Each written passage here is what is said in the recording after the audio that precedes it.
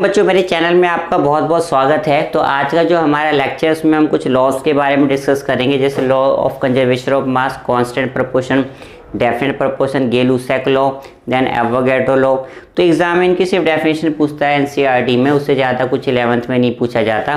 तो आपको बस डेफिनेशन ठीक से याद करनी है आपको, ताकि आप एग्जाम में इन सबों को लिख सको। ठीक है बच्चों, तो अगर अभी तक आपने चैनल सब्सक्राइब नहीं किया तो सब्सक्राइब कर लेना, बेल बटन दबा लेना और अपने फ्रेंड्स को भी सजेस्ट करना।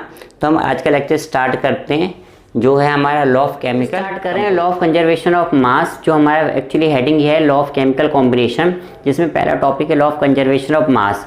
यह हमें दिया है फ्रेंच केमिस्ट एंटोनी लेविस्कर ने। बेसिकली डिस्कस तो बहुत सारे साइंटिस्ट ने किया था, बट इन्होंने इसमें बहुत डीप स्टडी करी है, इसका क्रेडिट इन्हीं को जाता है। ये इन्होंने अप्रोच दिया 1789 में। तो इसमें हम कहते हैं in all physical and chemical changes the total mass of the reactant is equal to total mass of the product. ये हमारी क्या स्टेटमेंट है, यानी ये कहता है कि जितना मास रिएक्टेंट का होना चाहिए उतना ही मास किसका होना चाहिए, प्रोडक्ट का होना चाहिए।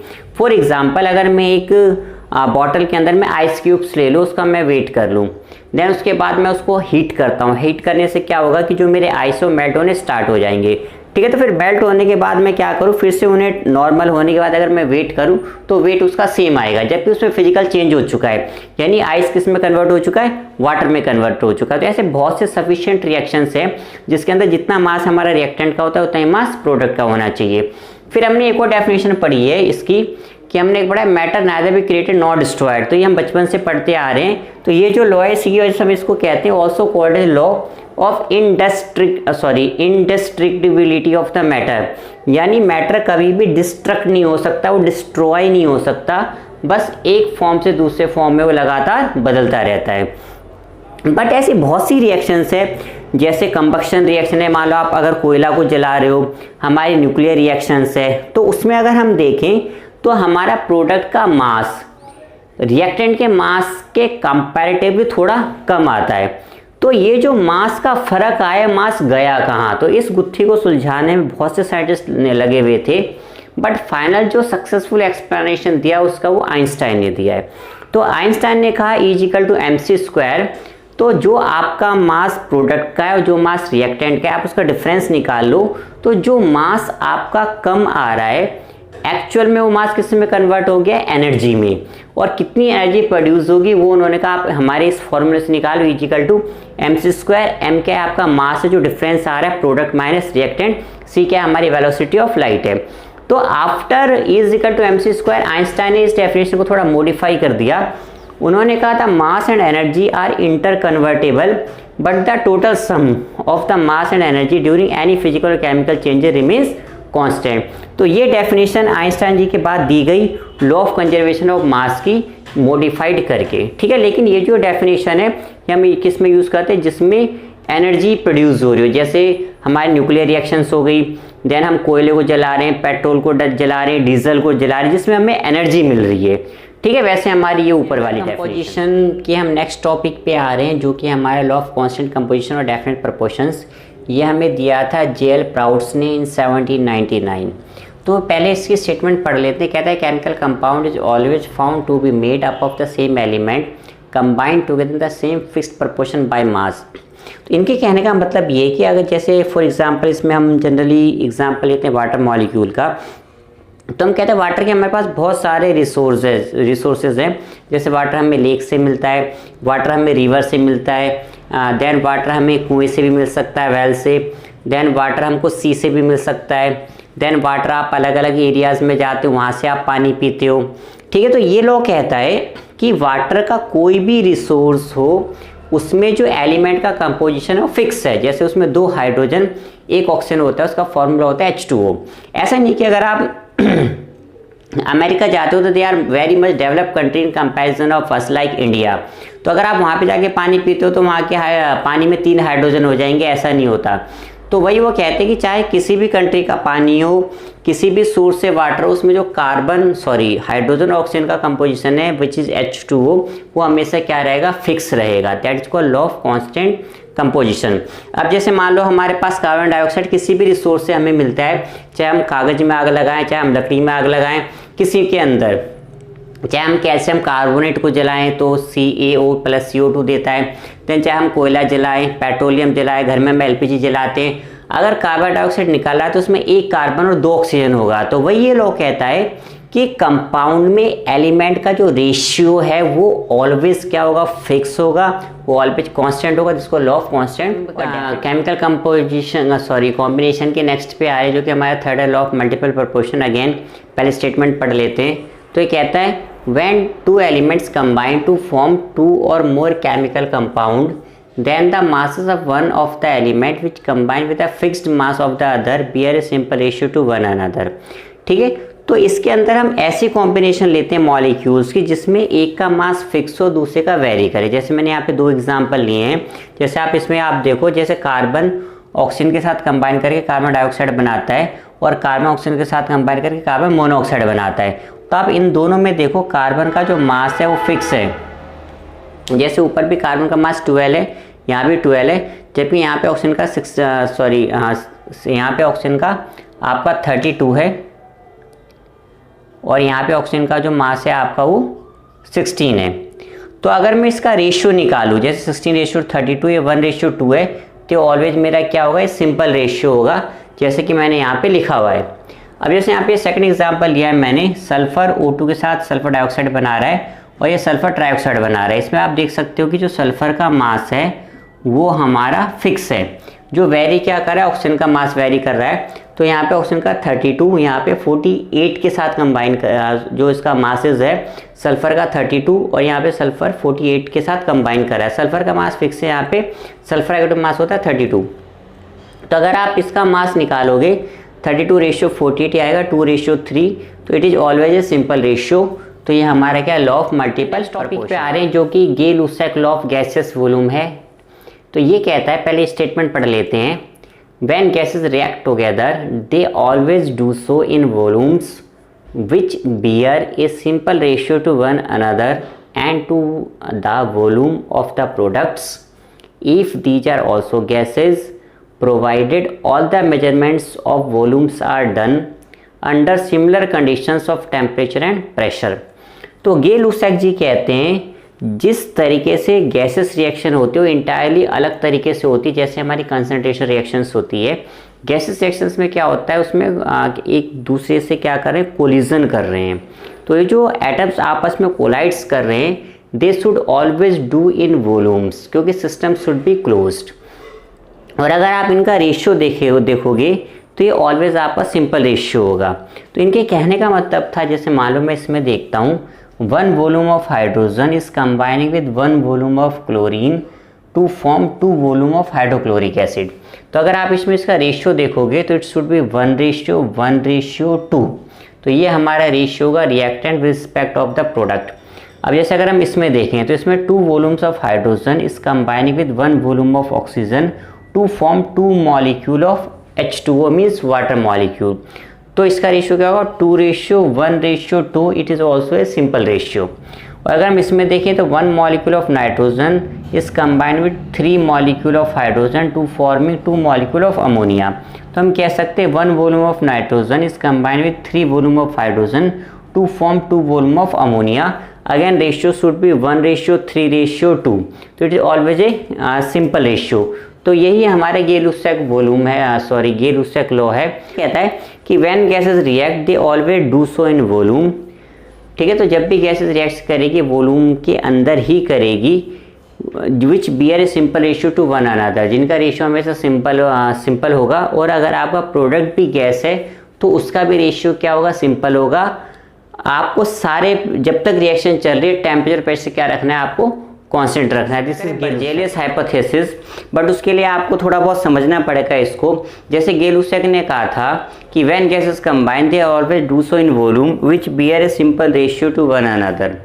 एक डाल्टन एटॉमिक थ्योरी ने कहा था कि whenever compound will be form they will always form from the elements, या फिर एटम्स आप कह सकते हो, इन ए फिक्स्ड रेशियो। तो बर्जेलियस ने सोचा क्यों ना इन दो चीज़ों को आपस में कोरिलेट किया जाए, यानी अगर कंपाउंड बनते जिसमें एलिमेंट का रेशियो फिक्स होता है तो उन्होंने सोचा कि जो गैसेस कंपाउंड बनते हैं उसके अंदर वॉल्यूम का भी कुछ ना कुछ रेशियो होना चाहिए जो कि सिंपल है, जिसके अकॉर्डिंग उसने नंबर ऑफ एटम्स कैलकुलेट करने की कोशिश करी बर्जेलियस ने।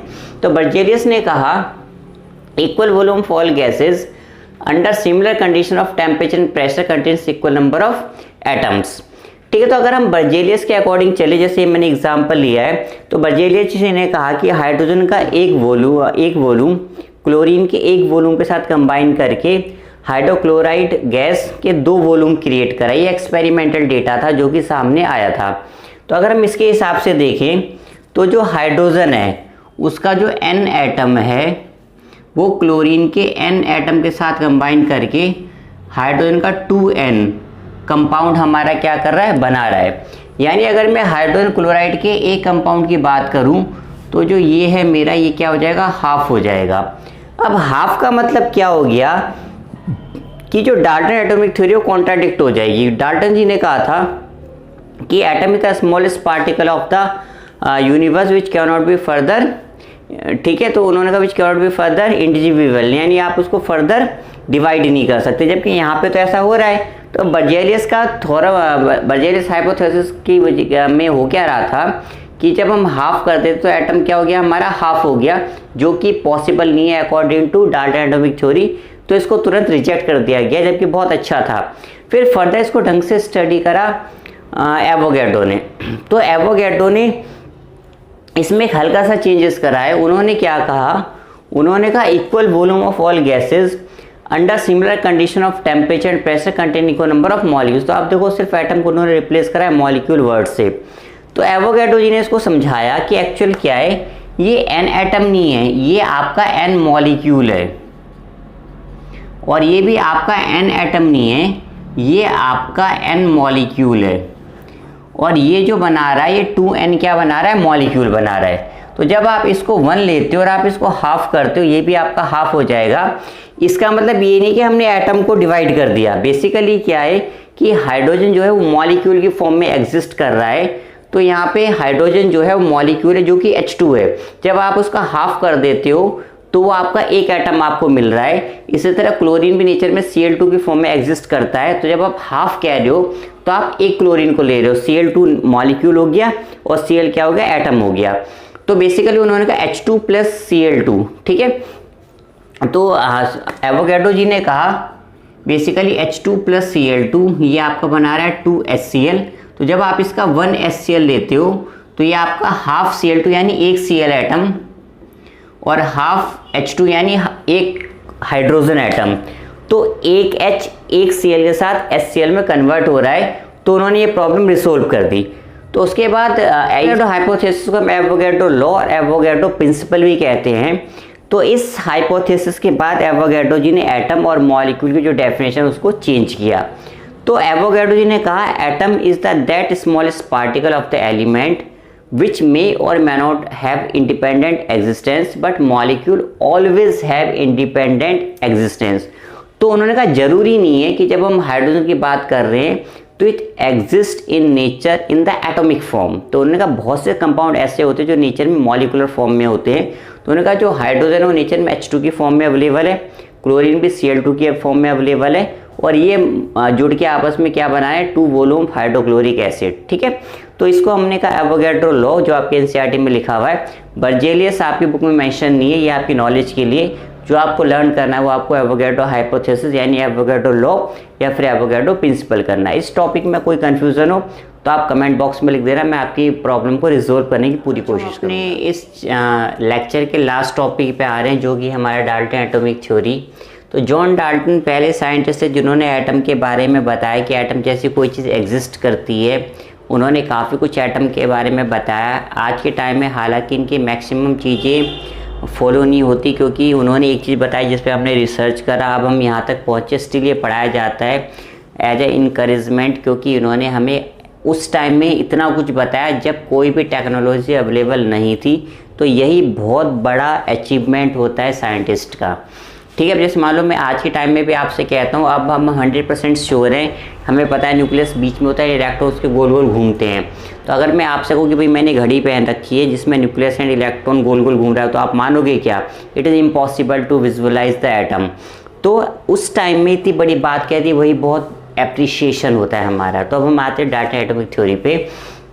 उन्होंने सबसे पहले कहा matter consist of indivisible atoms, यानी आप एटम को फर्दर डिवाइड नहीं कर सकते।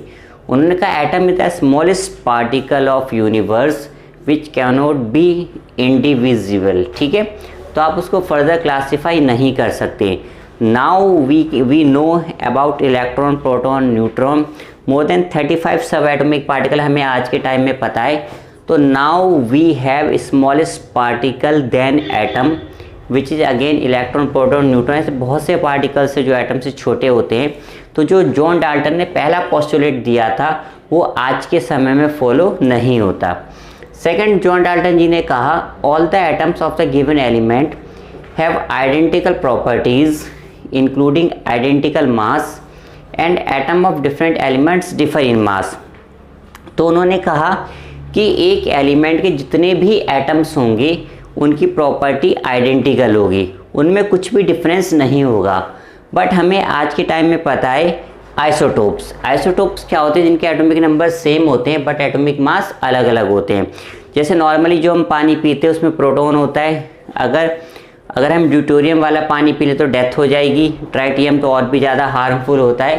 तो अब देखो हाइड्रोजन के 3 आइसोटोप है, तीनों की प्रॉपर्टी इंटायरली डिफरेंट है। जबकि जॉन डाल्टन जी ने क्या कहा था कि एक एलिमेंट के जितने भी एटम्स होंगे सारे आइडेंटिकल होंगे, उनकी प्रॉपर्टी भी क्या होगी? आइडेंटिकल होगी। और जो अलग अलग एलिमेंट के एटम होंगे वो इंटायरली डिफर होंगे। तो नाउ हमें पता है आइसोबार्स के बारे में। आइसोबार्स क्या होते हैं? Which have same atomic mass but different atomic number. तो now we have similarity between two different atom and we have entirely different atoms within the element in the form of isotopes. तो जो हमारा John Dalton जी का second postulate था वो आज के time में फॉलो नहीं होता। फिर हमारा थर्ड है, इन्होंने कहा था compounds are formed when atom of different elements combine in a fixed ratio. तो उन्होंने कहा था कंपाउंड तभी बनेगा जब एलिमेंट एक फिक्स रेशियो में आपस में कंबाइन करेंगे, जो कि बिल्कुल ठीक है, आज के टाइम में भी फॉलो होता है, जो मैंने आपको पढ़ा था लॉ ऑफ कांस्टेंट और डेफिनेट प्रोपोर्शन। देन उसके बाद फोर्थ उन्होंने कहा एक chemical reaction involve reorganisation of atom, these are neither created not destroyed in chemical reaction. इसके अंदर शुरू की बात तो उन्होंने ठीक कहा है। उन्होंने कहा कि जब भी कोई केमिकल रिएक्शन होता है तो एटम का रीऑर्गेनाइजेशन होता है। जैसे मान लो उन्होंने कहा कि whenever hydrogen and oxygen combine to form a water molecule, तो वाटर मॉलिक्यूल में ऐसा नहीं कि हाइड्रोजन ऑक्सीजन डिस्ट्रॉय हो गया, उन्होंने कहा उसका रीऑर्गेनाइजेशन हुआ है। Most of you are aware that hydrogen and oxygen both are supporter of combustion, and जो वाटर का नेचर उसका बिल्कुल अपोजिट है। तो वही जॉन डाल्टन जी कह रहे हैं कि जब भी मॉलिक्यूल बनता है तो एटम का क्या होता है? रीऑर्गेनाइजेशन होता है, एक आपके सामने नई स्पीसीज आती है। बट उसके आगे उन्होंने गड़बड़ कर दिया, उन्होंने कहा दीज आर नाइदर क्रिएटेड और डिस्ट्रॉयड इन केमिकल रिएक्शन। यानी उन्होंने कहा कि आप केमिकल रिएक्शन में एटम को रीऑर्गेनाइजेशन कर सकते हो, ना तो आप एटम को क्रिएट कर सकते हो ना आप एटम को डिस्ट्रॉय कर सकते हो। केमिस्ट्री हमें पता है in the nuclear fission reaction, in the nuclear fission FISSION fission reaction we can destroy atom. तो आपने 10th क्लास में पढ़ा है कि व्हेन यूरेनियम के 292 जो हमारा आइसोटोप होता है उसको हम बम्बार्डमेंट करते हैं न्यूट्रॉन से, तो क्रिप्टन और बैरियम में टूट जाता है। तो now we are capable of destroying atom. And nuclear fusion में क्या होता है? दो एटम आपस में जुड़ के एक नया एटम बना लेते हैं, which are happening in the sun also. तो सूरज में क्या हो रहा है कि हाइड्रोजन जुड़ के क्या बना रहे हैं? हीलियम बना रहे हैं और बहुत ज़्यादा एनर्जी प्रोड्यूस हो रही है। तो now we can destroy atom and now we can create a atom, और एटम का रीऑर्गेनाइजेशन होता है, वो बिल्कुल ठीक है। तो यहाँ तक इनकी पोस्टुलेट ठीक था कि रीऑर्गेनाइजेशन होता है।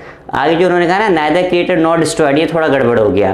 तो ये हमारा डाल्टन एटॉमिक थ्योरी है, जॉन डाल्टन इनका पूरा नाम है।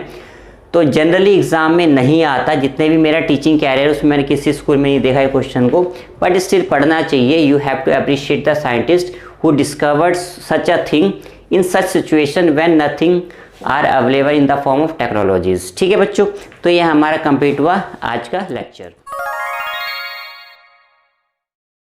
तो ये आज का हमारा लेक्चर था। मैं होप करता हूँ कि आपको बहुत पसंद आया होगा। ठीक है, तो आप आगे के भी लेक्चर देखना कि आपके कॉन्सेप्ट बहुत क्लियर होंगे। तो 11th क्लास में आज के लेक्चर में डेफिनेशंस पूछता है, थोड़ा बहुत बस मैंने आपको समझा दिया, क्योंकि अगर चीज़ें समझ में आ जाए तो याद करना थोड़ा आसान हो जाता है। ठीक है, तो फिर आप चैनल को सब्सक्राइब कर लेना अगर अभी तक नहीं कराए तो। और नेक्स्ट जो हमारा लेक्चर होगा उसमें हम और अच्छी तरीके से डिस्कस करेंगे नेक्स्ट टॉपिक को। तो उसके लिए आप मेरा वेट करो, बेल बटन दबा लेना ताकि आपको नोटिफिकेशन तुरंत मिल जाए जैसे मैं वीडियो अपलोड करूं। ठीक है, तो फिर आज का लेक्चर यहीं पे एंड करते हैं। वॉच करने के लिए धन्यवाद। तो नेक्स्ट लेक्चर में मिलते हैं।